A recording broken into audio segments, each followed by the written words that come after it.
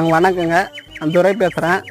ஆட்டுக்கிரமட்டிலேருந்து நெல் சாகுபடி பண்ணியிருக்கேன். சிறியம்மன்ற நெல் சாகுபடி பண்ணியிருக்கேன். இந்த ரகம் பார்த்தீங்கன்னா சிறியம்மன். ஃபஸ்ட்டு ஒரு டைமு நடவு நட்டங்க, ஓட்டினங்க.